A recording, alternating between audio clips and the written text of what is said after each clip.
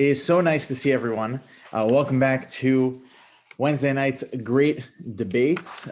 In particular, this topic is obviously very timely that we're going to be discussing this evening. It is obviously very important, critically important. And last week, we kind of gave an intro to what we're going to be discussing this evening. If anyone wants to get kind of the background to really the premise of what we're going to be talking about, which I'll review in a few brief words. But if anyone wants to see last week's class, it's posted on the Shul's YouTube channel. So let me just share my screen over here so that we can get started. Okay.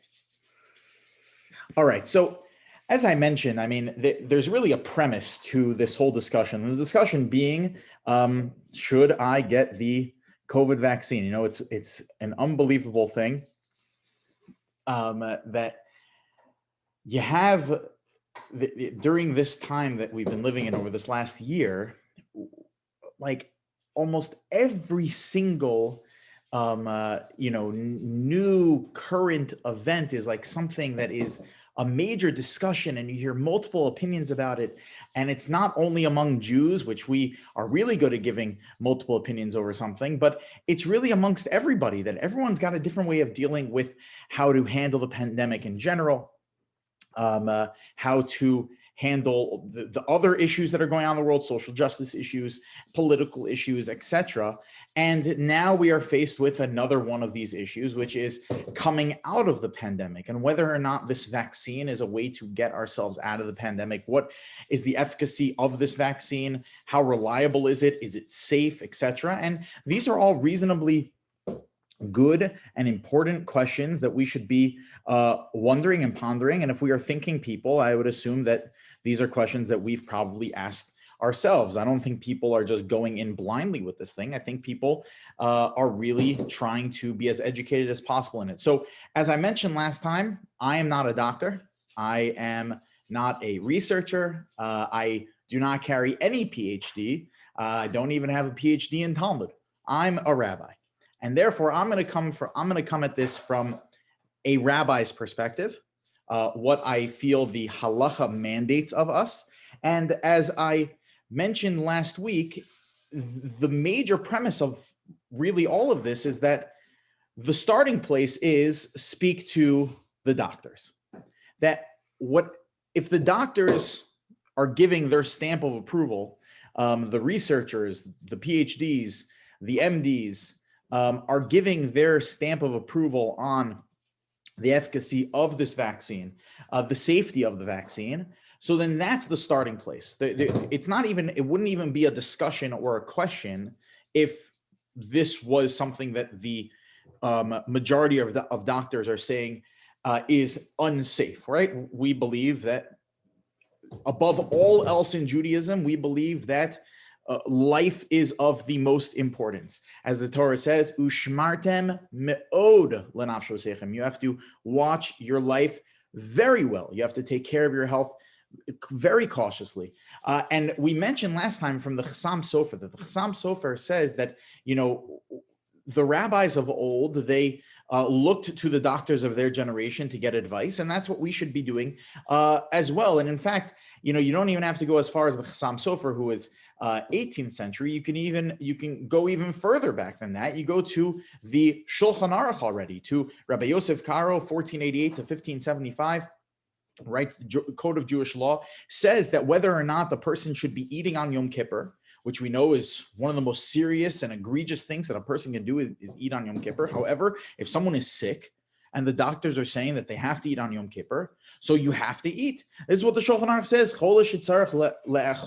If a sick person needs to eat on Yom Kippur, if there's a competent doctor, afilu akum, even a non-Jewish doctor, it doesn't matter. You have a person who's a professional that is looking at the situation and saying this person cannot skip a day of eating. They need to have their 3 square meals, or they need to eat this type of food, whatever it might be. They need to eat.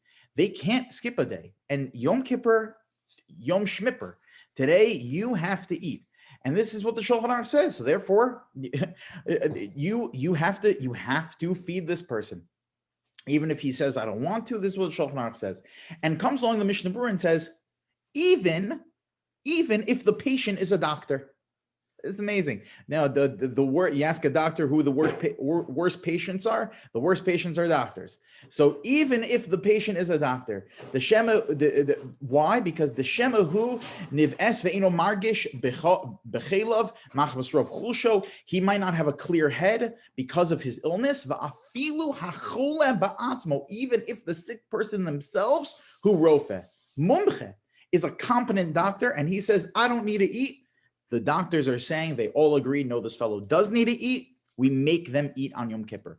You have to follow the majority of opinions. There's always going to be a varying of opinions, but you have to follow the majority of opinions. This is what's found in Shulchan Aruch. This is what's found in the Chassam Sofer. And therefore, based on this, it would seem pretty obvious that on an objective standard, a person would need to get the COVID vaccine. Now, that is not taking the subjectiveness into account. Obviously, there are unique scenarios. Let's say a person has a history of getting reactions to vaccinations. Okay, right? There obviously is a subjectiveness, and if your doctor, for whatever very specific reason, is telling you, you in particular should not be getting the vaccine, so then, okay, that's a different story. Right? I probably would check with multiple doctors and make sure that that makes sense. And that's the right approach for you, right? You treat the patient. You don't just treat, there isn't like an objective standard that just applies to everybody, right? So of course there is a subjectiveness to it. There is, you have to take the patient into account. However, from an objective standard, if you have a consensus of a majority that are saying that this is a safe vaccine to take, therefore it would be incumbent upon a person under all else is equal, under normal circumstances, they would be obligated to take the vaccine. And I keep saying that they're obligated to take the vaccine. We know that, vaccines are a relatively recent thing. What was the name of the doctor? Dr. Edward Jenner, right? Lincoln's, that's correct. Dr. Edward Jenner, who developed the smallpox vaccine, right? So smallpox vaccine, right? So that was what, 250 years ago, just Lincoln's, give me a thumb up, right? So something like that. So it's a relatively new thing. So in terms of specific literature about vaccinations, there isn't much with regard to Torah, Jewish law literature pertaining to vaccines in particular. There are, however, a few statements made by the Tiferes Yisrael. The Tiferes Yisrael was a 19th century commentator, early 19th century commentator on the Mishnah, and he, in a couple of different places in his commentary on the Mishnah, will give some halachic statements based on current events. So, for example, over here, he's talking about where the Mishnayos deal with whether or not we can treat non-Jews as righteous people. Is there such thing as a righteous Gentile? Very appropriate for today being the 76th anniversary of the liberation of Auschwitz. Is there such thing as a righteous Gentile? And says the Tiferes Yisrael, there certainly is. And he gives an example. He says, Anachnu roim, he says, Kfarhani yodim davar zeh. Of course, we know that there's such thing as a righteous Gentile. Mitzad haseichel, just based on pure logic. Daharei, because Tzadik Hashem b'chol derachav, God is righteous in all of his paths, v'chassid b'chol ma'asav, and he is kind in all of his actions. V'anachnu, and we, roim kama mechasidehen, shemilvad shemakirim yotze bereshis, and there are those out there that recognize God's greatness in the world and recognize that God has complete shlitas, complete control over the world. Umamin b'Torah Kedosha, and they even believe in the Torah. shehi elokis, that comes from God, ve'osin gemil chasadim gam liYisrael, and these individuals, these righteous Gentiles, do acts of kindness for the Jewish people. And now look at what he says. And there are some of them that even do more kindness than anyone else in the world. And he gives an example. Kehachasid yener, like the chassid, the pious one. Who is this? Dr. Jenner. Shehimtzi, that found the this is Yiddish for the vaccination. Shal yada nitzulim kama rivavos b'nei adam, that through this vaccine there were so many thousands of people that have been saved, mecholi umimisa, umumin, from any sort of disease or illness or affliction. And he says, and the fact that it was brought to Europe, and he says, and he goes on and on giving all these accolades to Dr. Jenner. And he says in another place also, look at this. He says, Umizen nearly, this is another comment of his on Maseches Yoma, where the Mishnah is talking about things you have to do for a person who's sick with regard to Yom Kippur. So in this context, he uses it as an opportunity also to talk about inoculations. Umizen nearly heter. From here I see permission la'asos inoculation, to inoculate people, to get, isn't that amazing? To give vaccines. Even though there's going to be this 1 in 1,000 that have a poor reaction, mace ayidei inoculation, that they're not going to respond well to it. Al kol panim she'im yisobo, that nevertheless, if they contract the disease, hasakana krova yoser, it's a much worse sakana. It's much more difficult. It could potentially hurt them and even hurt others, and therefore it's permitted lahachnis es atzmo b'sakana. You are allowed to now. Yeah, it's very important to pay attention. He said the word rashai, which means you're allowed to take the vaccine in order to put yourself into a situation of a sakana rechoka, a far-fetched worry, a far-fetched risk, in order to save yourself from a very obvious risk. So this is some historical background to where we find inoculations in our rabbinic literature, and you see that the Tiferes Yisrael is following the Rov. Now, Tiferes Yisrael was Ashkenazi. We saw that he's talking about how it was brought to Europe, but even the Sephardic community accepted the same approach. The Sephardic community really brought down first by Chacham Abdallah Somek. Chacham Abdallah Somek, also known as Chacham Ovadia Somek. Abdallah is Arabic for Ovadia. So Chacham Abdallah Somek was actually an amazing Sephardic leader. He is not necessarily as well known. His writings are not as well known. He has a commentary on Shulchan Aruch called Zivchei Tzedek. So he's not. He didn't gain as popular acclaim as, let's say, someone like the Ben Ish Chai, right? The Ben Ish Chai in the Sephardic community, he's the top. He is the chief. There's the Ben Ish Chai, Chacham Ovadia Yosef is the top. The Kaf HaChaim. These are people that are household names in the Sephardic community. Chacham Abdallah Somek is not as much. He passed away at the age of 76 in 1889. But what's so amazing is that he was the teacher. He was the Rosh Shiva of the yeshiva that the Ben Ish Chai went to, who also happened to be his brother-in-law, and he was the Rebbe. He was the rabbi of the Kaf HaChaim, Rav Yaakov Sofer, who was the who went on to write an amazing commentary on the Shulchan Aruch himself, and became a household name in the Sephardic community. He himself did not, but without him, we may not have had those individuals. By the way, Rav Ovadia Yosef was born. His Arabic name, his legal name is Abdallah Yosef, named for Chacham Abdallah Somek and the Ben Ish Chai. So Rav Ovadia Yosef, who became the Sephardic leader of our generation, was actually named for Chacham Abdallah Somek and the Ben Ish Chai. Also, an interesting biographical note about, I can't help myself, about Chacham Abdallah Somek was that he is a direct descendant of Rav Nissim Gaon. So his roots go all the way back to the Gaonic period, which is all the way in going all the way back to the 10th century.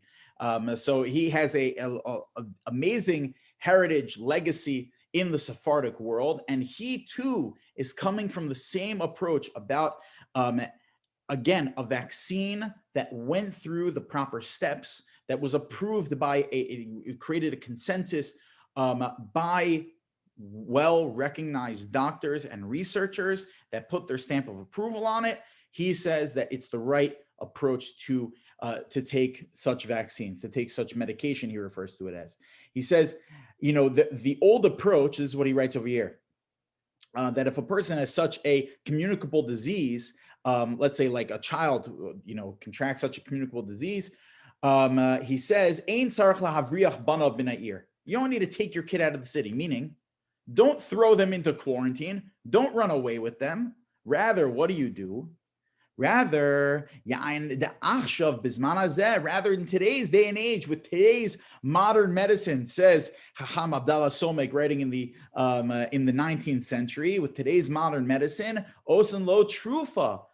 He says you should give them the medication in order to prevent it from being a communicable disease, i.e., an inoculation. It's exactly what he's referring to. He says, now, this was not necessarily accepted by everybody. He says in the Tshuva Zera Avram, and another one of the rabbinic responses in the literature, they say that no, you can't, you know, who knows what kind of side effects, what kind of long-term effects are going to come from the vaccinations, and therefore better that you just throw yourself into a quarantine if you get the illness and you stay there until you're well again, and you better that you don't take the vaccine. Now, this is a minority of opinion, but there is such an opinion out there that you should not put yourself into the state of a sakana, to put yourself into the state of potential danger. But like I said, this is certainly not the general approach. This is not the accepted approach. The accepted approach is like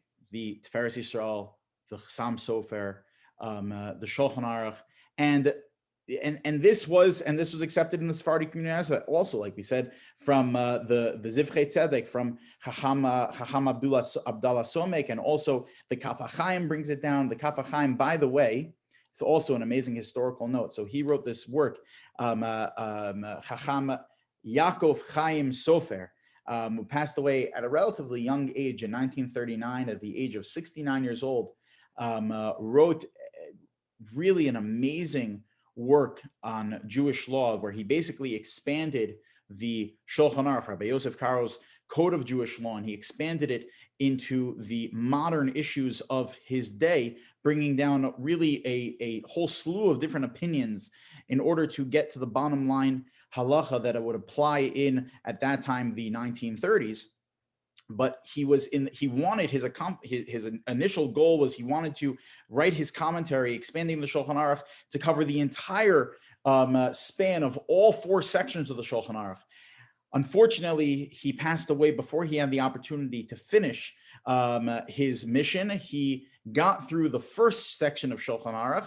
He started the second section, and then he passed away. So posthumously, Rav Ovadia Yosef, who we know became the chief Sephardic rabbi of the world, and he really revolutionized Torah learning for the Sephardic community. What he did is that he continued, and he basically wrote as a ghostwriter for the Kaf HaChaim, for Rabbi Sofer, and he finished up the part that he was up to. He finished up his comments on Yordea, but part of the genius of Ovadia Yosef is that he didn't write it in the style of Rabbi Ovadia Yosef. He didn't write it as the style of himself.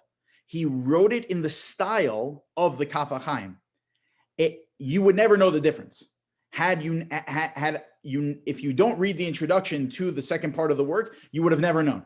It's unbelievable the genius of Rabbi Yosef anyway. So he brings down the same approach that you have to follow the majority of doctors. The doctors are saying that the vaccine is efficacious, and therefore you have to, or rather you can take it. I'm straying away from saying that you have to take it because, like I said, number one, there are subjective circumstances. There are circumstances that may come to a person that it is not the right approach for them to take it.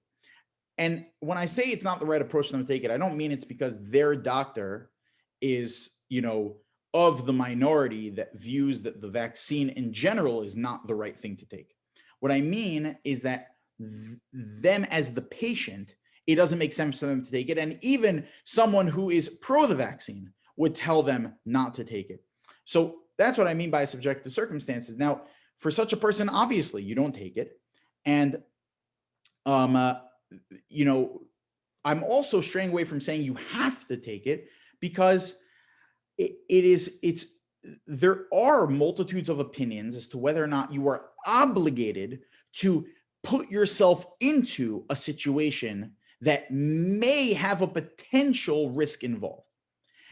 One is allowed to, for sure. It says in Shulchan Aruch, it says, it's quoted in the Beis Yosef, brought down from the Yerushalmi, quoted by the Hagos Maimonides. So all the opinions say that there's nothing wrong with it. It doesn't necessarily mean that you have to. Now, there are poskim that are saying you have to, like my Rabbi, Reb Hershel Shechter Shlita, the Posek Hador in the United States says that if a person is healthy and the doctor recommends that you should get it, then therefore you have to get it because God forbid, you don't want to be in a situation you could potentially make someone sick because you did not put yourself in a far-fetched danger. So there are certainly very, very legitimate opinions that are saying that you have to. And Rav Asher Weiss basically says that he feels everyone should. He does not think that you have to, but he thinks that it would be the right thing to do. And he also points to the fact that in Sefer Tehillim, David HaMelech says that God makes a promise. God makes a promise that if a person does the right thing, but the right thing comes with a small chance of it having side effects, of having ill consequences, but it's the right thing to do. So God makes a promise that he protects such people. That if you go into it with the right mindset, you go into it with the understanding that, listen, I know that it's not necessarily perfect. I know that there is potential. We're humans, so there is potential. And hopefully this was God's way of removing the virus from our midst. But there is still that whatever percentage, small chance of there being some ill effect or some consequence associated with me taking it. But nevertheless, I'm following the majority of doctors. I'm doing what all of our great rabbis are suggesting to do because of the fact that there's a majority consensus amongst doctors. So therefore, God makes a promise he protects such people. Shomer Pesayim Hashem, says David HaMelech, that God protects the Pesayim, the simpletons, meaning the fact that we don't know everything and we're not perfect. Daloti Vali Yoshia, that I may be brought low, but God saves me. That this is a promise that David HaMelech brings from God, that there's always some risk. However, I have to have that's where Emunah kicks in, that Hashem will protect me. Now, I do want to point out that there are a number of other reasons why it'd be important to get the vaccine. Okay, so again, all coming under the assumption that number one, there's a consensus of majority of doctors, of epidemiologists, of researchers that are saying that this is the right way to go from an objective standpoint. And from a subjective standpoint, you are a good candidate to receive the vaccine, which I think most people are. That's at least my understanding. So all of that is the premise. And then therefore we have to follow that kind of a consensus. So there are a number of other advantages to getting the vaccine. Number one is we have a mitzvah from the Torah of returning lost objects. We have a mitzvah if I lose my basketball and Marty finds my basketball, so there's a mitzvah for Marty to return my basketball. This is a mitzvah from the Torah called Hashavas Aveda, returning lost objects. And if a person does find the lost object and they have the opportunity to return it, of course, I think the average person probably would return it because it's the nice thing to do, but they should have in mind when they do return it that they're fulfilling a mitzvah. Like eating matzah at the Seder. I'm fulfilling a mitzvah. It's like giving charity. This is a mitzvah that I'm fulfilling. You should have that in mind. And this is the Torah says that if your friend loses something, you should hold on to it until your friend can prove that it's theirs, and then you return it to them. The Gemara in Sanhedrin on Daf Ayin Gimel takes this mitzvah of Hashavas Aveda and expands it. It expands the mitzvah of returning lost objects. That says the Gemara, if the mitzvah is going to apply to returning lost objects, then let's say a person has not connected spiritually and you have an opportunity to help them connect to the Torah and to God. If you help them, says the Gemara in Sanhedrin, that is a fulfillment of Hashivosalo. You returning a lost soul, right? You're returning something to its owner. You're returning this lost soul to Hashem, to themselves, okay? Says the Gemara, expanding further, if a person is in danger and you save them, you fulfill the mitzvah of Hashavas Aveda. And the Gemara says we learn this from an obvious deduction, logical deduction, that if the mitzvah applies to returning a basketball to a person, how much more so? I have the opportunity to return the person's actual life to them in a sense. So of course there's a mitzvah to do so. And of course it would be under the guidelines of the Hashivosalo. You'd be fulfilling this mitzvah of returning a potentially lost person to themselves. You're returning a person's life. How great of a mitzvah. By the way, doctors should have this in mind as well. That doctors, if they're in, that when treating a patient, they have the opportunity to help heal a person. This is part of what a doctor needs to have in mind. And when they walk in to see the patient, when they prescribe a certain medication, when they perform a surgery, to have in mind, I'm fulfilling the mitzvah of Hashivosalo. It's an unbelievable thing. It's an unbelievable thing. Unbelievable.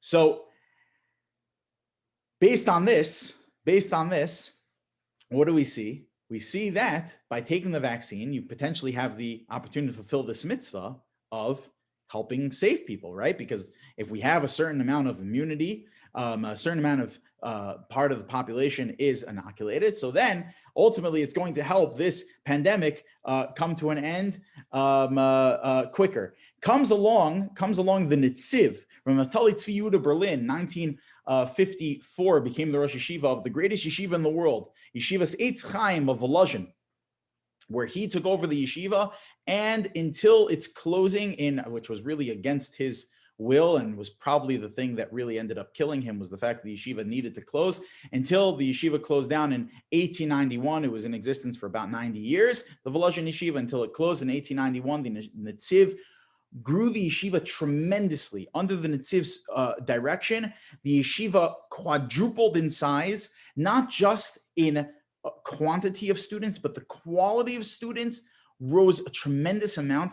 So the Nitziv has this amazing commentary on the She'iltos. I have it right over here on the shelf. I don't know if you can see it right over there. The She'iltos of Rav Achai Gaon with the comments of the Nitziv. So the Nitziv writes in his comments on the She'iltos that if you look in the next pasuk, not only is there a mitzvah to return a lost object, but lo sucha lehisalim, you can't turn a blind eye to a lost object. So again, based on the logical deduction that if this applies to a material thing, certainly this is going to apply to a person's life. So if there's a positive commandment to return a person's life, then the same would apply. There is a negative commandment from turning a blind eye and not doing what you can to help save people. So based on this, there again would be another good, I think, solid reason to take even that tiny little minuscule small risk to take the vaccine. Now, again, like I said, I'm not a doctor, I'm not a researcher. I'm coming from the place of a rabbi.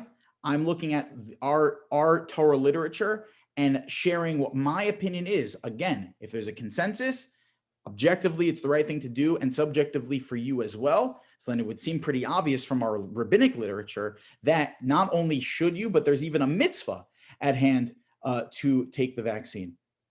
The Shulchan Aruch says another mitzvah involved over here. There is a mitzvah from the Torah that one is not allowed to stand by while, God forbid, danger falls upon a fellow. Now, we mentioned before that there's this mitzvah that the Netziv says of not turning a blind eye to someone who is sick, right? Helping return their safety to them. But if there is an imminent danger affecting a person, right? I don't necessarily need to be a doctor to be able to figure out that I need to help save this person. If I see someone drowning, says the Shulchan Aruch, Haroas chaveru tova bayam, that if my friend is drowning, I know how to swim, I'm a lifeguard, whatever it might be, I can help this person, I can save this person. It's not going to be a real big risk to me. It's not even a question. Of course, I have to go do it. And says Shulchan Aruch that if a person, God forbid, turns a blind eye, they see someone drowning, and even if they know how to swim, they're like, and they turn away. God forbid, a million times that person should do such a thing. So obviously you violate a negative commandment of lo samar adam re'acha. You can't watch while your friend perishes. Again, I think that that's obviously very extreme. But another source we find in the Torah, found in Shulchan Aruch, that would, I think, encourage us to take that leap of faith in becoming inoculated. I want to close with another comment from the Netziv over here. That the Netziv says that if you want to see an obvious source found in the Talmud for why a person would have to put themselves at a little bit of a risk in order to help save your friend, he says, look at the story that is found in the Gemara in Bava Metzia on Daf Samach Beis. Now, this is a story that I'm sure many of you are familiar with. This is the famous ethical dilemma of the canteen problem. Two people find themselves stranded in the desert with one canteen of water. There's only enough water to save one person. If you split the canteen, so then you're both going to die. What is one supposed to do? Says the Gemara the following: there were two people that were going on the way. In one of their hands, one of the fellows is holding a canteen of water. If they both split it and drink it, they'll die. And if only one of them drinks it, they'll make it to safety. Darish ben Petura, says Ben Petura, mutav sheyishtu shtehem v'yimusu, better that both of them drink it and die, in order so that you should not see your friend perish. Why Ben Petura says this? It's very hard to understand, because logically that it is very difficult to understand why you should basically kill yourself in order to just give your friend a little bit of relief with the water if you're both going to die anyway. That is a discussion for another time, because we assume that the law follows Rabbi Akiva in this case. Until Rabbi Akiva came along and said, V'chai achecha imach, that you have to let your brother live with you. Chayecha kodmim l'chayech havercha. What do we see from here? That you have to save your brother. You have to have them live with you, assuming you're going to be alive, right? So if you wouldn't share the canteen if that means that you're going to die in the process, right? This is what Rabbi Akiva says. But comes along the Netziv and he says, hold on one second. Rabbi Akiva would agree, though, that if there's enough water to save both of you, obviously you'd have to split it. And he feels that even Rabbi Akiva would extend it to if there's enough water to make it that it would probably bring both of you to safety, even though there's no guarantee in the matter. So then you would have to extend yourself. And he says, why? Because look at the source Rabbi Akiva uses. The source he uses is v'chai achicha imach, that you have to let your friend live with you. Meaning that if you have an opportunity to save your friend and to have him live, So then you have to put yourself at risk to save him. The only reason Rabbi Kiva says to drink the whole canteen yourself is because you're not both gonna, there'd be no purpose of both of you dying. But if you're not both gonna die, and rather the probability is that you're both gonna live, so then comes along the Netziv, and he says that Rabbi Kiva would say that you have to extend yourself. You have to share the canteen in such a scenario. Now, this, again, like I said, I think is important to put into the perspective of the fact that doctors are encouraging patients to get the vaccine.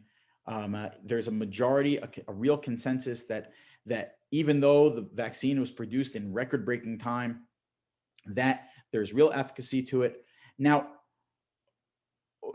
I think that it's important that we put it now into the context of that the Torah, I think, under these circumstances would encourage a person, and comes along Nachmanides and he says that the mitzvah of v'yahavta l'recha kamocha, of love your neighbor like you love yourself, says the Ramban in the Torah Sa'adam, where he has a beautiful book where he goes through basically the life cycle, where from the time a person is born, all the life cycles along the way until a person dies, he has a sefer dedicated to that. And in the book over there, he writes that this mitzvah of v'yahavta l'recha kamocha includes doing what you can to save others, to help others, that to remove any sort of illness from our midst. And I think that, again, based on the majority opinion of the doctors, that this is a way to fulfill the mitzvah of v'yahavta l'recha kamocha itself. It's a mitzvah of v'hashivosolav, hashavas aveda. There's a mitzvah over here of v'chai achicha imach. There's a mitzvah that we see so many sources.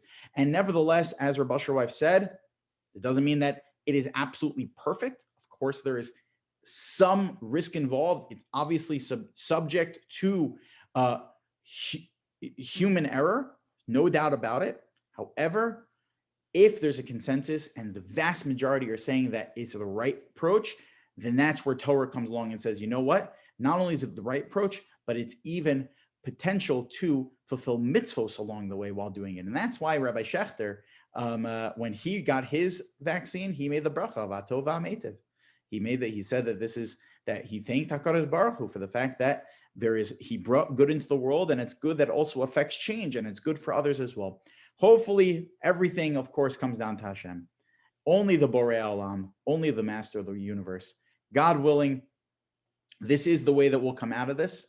God willing, those that take the vaccine will be safe, and Emir Hashem, through all of this, hopefully we'll be able to see the Yad Hashem, we'll be able to see God's hand in the fact that he brought the refuah, he brought the remedy so quickly. All right, we'll stop here for now. Next week, we're going to talk about taking the vaccine on Shabbos. If it's your only opportunity to get the vaccine, the only appointment you can get is on Shabbos, what do you do? That's going to be next week's conversation. We'll stop here for now. Thanks, everyone. If anyone has any questions, I can hang on for a couple minutes.